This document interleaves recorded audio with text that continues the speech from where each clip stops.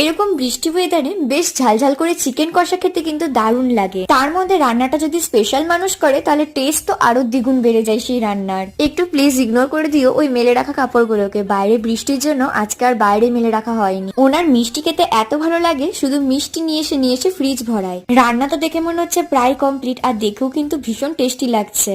ও যে কোনো রান্না করেও খুব সুন্দর, রান্না করতে খুব ভালোবাসে। রান্না করতে করতে হঠাৎ মিষ্টির প্রতি টান, তাই ফ্রিজ খুলে মিষ্টি খুঁজছে। জিজু নিয়ে এসে দেওঘর থেকে একরকম সন্দেশ, সেই সন্দেশটাই ও খাওয়ার জন্য খুঁজছিল ফ্রিজ খুলে। পারবো না আমি ছাড়তে তোকে সিনেমাটা আমার মায়ের যে কেন এত প্রিয় আমি জানি না, তো বসে বসে এখন সেটাই দেখছে।